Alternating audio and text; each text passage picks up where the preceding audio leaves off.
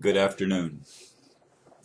I just had a phone call 2 minutes ago and couldn't talk, obviously, because I was just about getting ready to do the video, but I went into the bedroom and took the phone off the hook when I finished so I wouldn't get interrupted. Anyway, the title for today is There's No Such Thing as No Such Thing. Today's title comes from a dream I had as I napped this afternoon following a very late night last night and still rising early this morning for certain routines. There was a discussion going on in the dream, though I'm not sure who the others were. I, or at least a facet of me, was speaking to the others who, apparently, were arguing for their limitations. Those others were probably me as well, since God knows I have argued for mine so often. The message was clear. Nothing is impossible. Of course, thinking something is impossible, or that there is such a thing as an insoluble problem, makes it so for that individual or community. It's like saying that we get to experience whatever we choose, even if it's nonsense. To know this is true, merely look around at the insane world in which we live. We put the idiots in charge. Is that what we've done in our own lives? Let the idiot part of ourselves run the show? I include a link to a video that I'll be talking about, and the video is Ralph Ring interview that I watched yesterday afternoon, and that's a good place actually to start.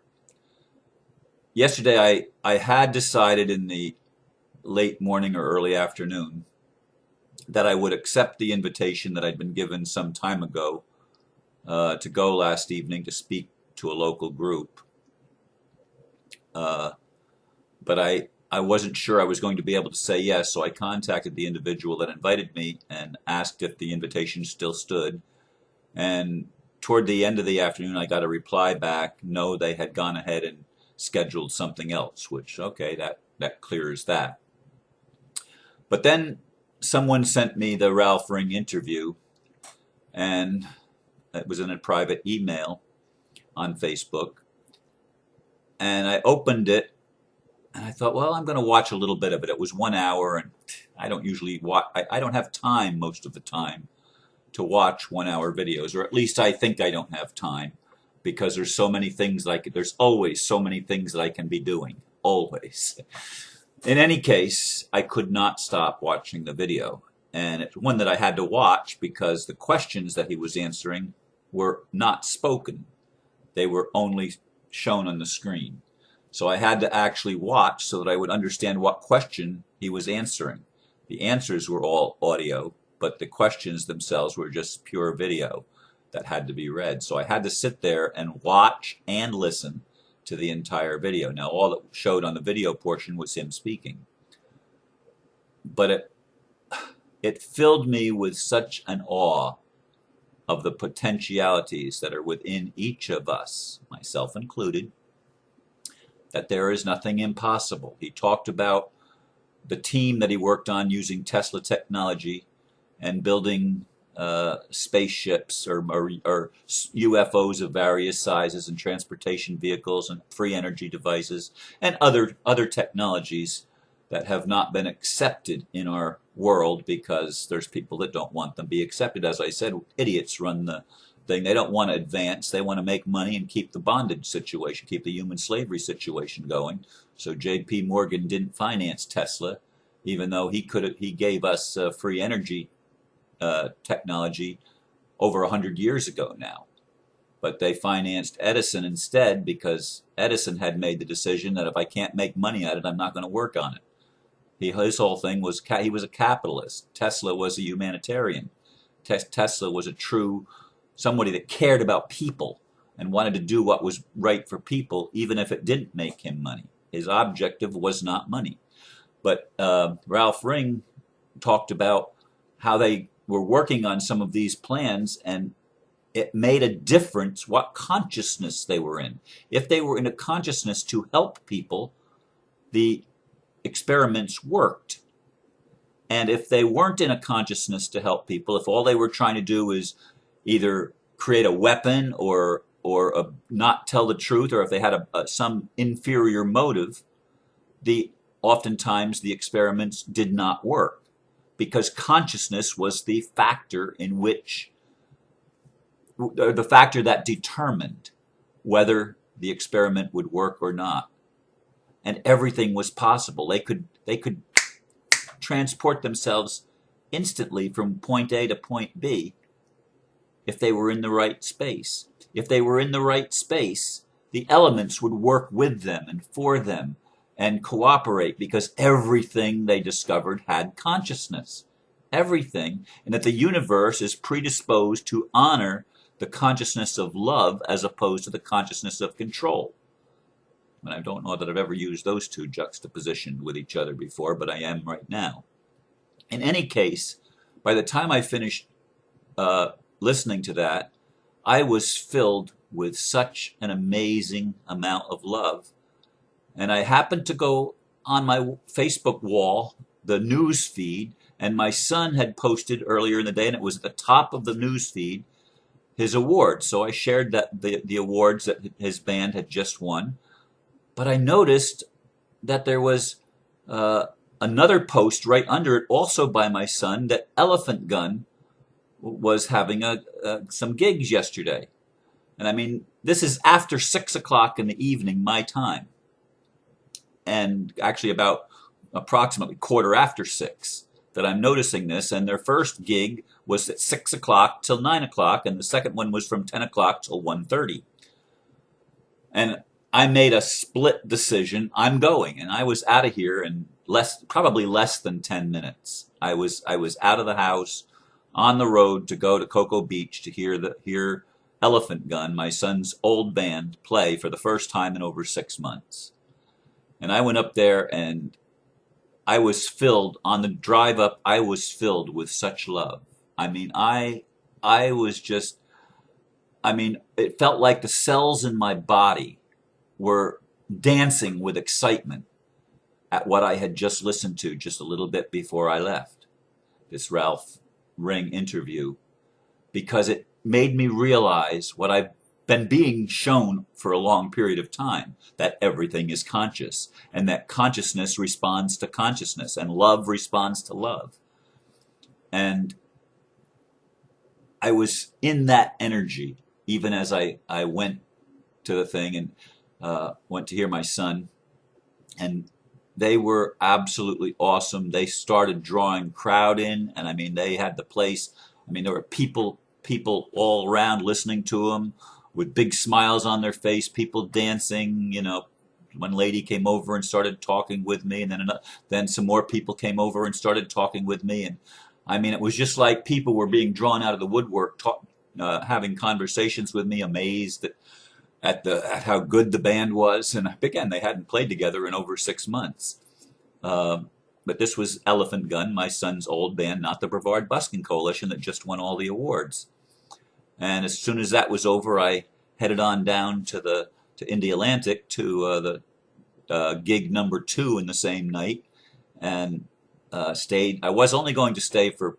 First, I was going to stay for one set, and then I thought, well, I'll stay for another set, and I finally stayed for all 3 sets and didn't get out of there. By the time I get out of there, it's almost 2 o'clock in the morning, and I get up by 6 o'clock every morning at the latest, and usually even earlier than that. But in any case, I kept my routine and got up early, even though I didn't get hardly any sleep. But then I've had a busy day today. One of my friends called me a little after 10 o'clock, and he's been trying to get me to go meet this Oriental acupuncturist, Oriental physician that practices Chinese medicine, Dr. Wang. And I don't know, I felt I was supposed to go, so I went. His appointment was 11 o'clock, and it's basically a 2-hour appointment. I didn't get out of there actually till going on 1:30. And it's only 5 minutes from my house, but I watched her do the acupuncture on him and do the energy work and deal with the meridians. And the things that she was telling him about possibilities and about his own body and his own mind, and I mean, the energy there felt so amazing. I mean, this lady just, I mean, she exudes love. So again, oh, did I say that I got more hugs last night listening to my son's band play and people were telling me that they loved me? I forgot to say that. I know I said it in one of my posts today on Facebook, but it was an amazing night filled with love. And that's what I'm feeling as I'm observing this doctor. I mean, I'm just sitting back in the room, in the treatment room. I'm sitting back watching her work and watching my friend who had just gone through surgery a couple or so months ago. I'm watching I'm watching the interaction and feeling more feeling than just watching.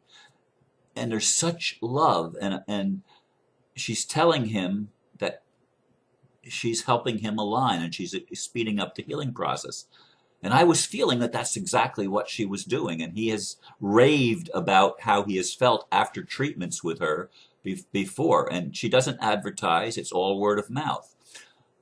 In any case, I came home and I mean, by this time, I mean, I was ready to take a nap when he called about after 10 o'clock because I had caught up on all my emails that I didn't have caught up the night before. And I had done some of the things that I needed to get done. And I was ready to take a nap and decided, okay, he's been after me to do this, and I'm going to go ahead and do it. But again, the point that I'm stressing is the energy of love. And then I get home and I get a quick bite to eat and I lay down for a nap. I wake up at 3:44, 1 hour before I started today's video. And I'm in this amazing place, this amazing state of consciousness. And it's been a while since I've actually spoken as a result of a dream because I've not always been doing my videos at 4:44 a.m. anymore. And my schedule of napping and sleeping and doing videos has shifted so that it's not so cut and dry that it's always going to be at a certain time every day like it was a lot of the time previously. And this energy filled me with optimism. Now I know, and if you've listened for any length of time, there are times that I've argued on my talking with you for my limitations. Some people notice it, some people may not, because if they agree with me, they may not notice that I'm arguing for my limitations. If they disagree with me, they may notice it. But that's one of the things, the gifts that I'm giving to you, by the way. I challenge, and I've long challenged beliefs because we have a tendency as humans to just swallow something, to swallow a possibility or an impossibility or something as being true or not true. We just swallow it because it seems right to us or because that's what everybody else is believing or because that's what the authorities have told us is true. And I question authority. I question everything. That's why I'm an equal opportunity sacred cow kicker. That's been my job for a very long time. I have an intention of being a catalyst for growing people so that you can examine the things that you're believing. It's not a matter of being right or wrong, ultimately. It's a matter of knowing yourself. It's a matter of recognizing who you are and coming in to the place where you begin to unlock the potentialities that have been sealed off to you.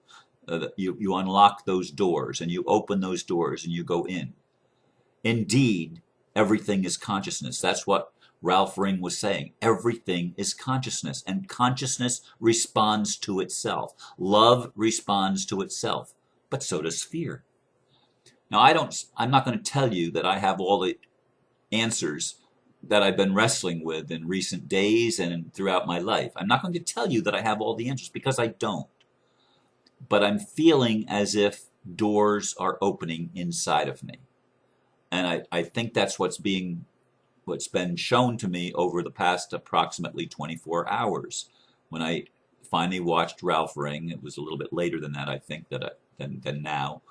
But not much. It was in that same time frame, I think. I didn't even go back. I posted it on Facebook, and I could go back and check, but I didn't do that. In any case, it's been an amazing 24 hours for me. Amazing energy. And I wonder where it's going. I would love nothing better than to just be able to have the gifts opened up in me so that I could do what Anastasia has did many times in her book, and what other psychics and mystics, mostly mystics, have done throughout the ages, and reports of all sorts of what we would term as miracles, but they're not miracles. Really, the truth of the matter is, they're just simply coming into the realization that this was possible all along, and we move out of the realm of the impossibility thinking into the realm of possibility thinking. There is no such thing as no such thing. Interesting words to wake up to from a dream and to ponder, even as I wrote the blurb and was pondering it when the telephone rang just before I started this video. I wonder if you're going to think about it. There's no such thing as no such thing. There's no such thing as an incurable disease. There's no such thing as an insoluble problem. There's no such thing. The universe is ready to give us the answer if we will but focus, and especially focus our hearts on acceptance and loving one another and loving ourselves and allowing the answers to come, and not being afraid if the answer seems to be way out there somewhere or different than what the status quo would like us to believe, what the authorities want us to know or do or whatever. We live in an exciting time, a time that we stand at the threshold of many changes as we unlock the door to our own possibilities, to our own potentiality. And we recognize that we've been creators all along, creating our reality and our experience. And no, Neil Dyer, that doesn't mean we have to keep putting up with an insane system. And it doesn't mean that we just focus on ourselves. It does mean that the inner and the outer are one thing. And it's such a thing as consciousness. And it's all of our consciousness, not just one of us at a time. Thank you for listening. Namaste.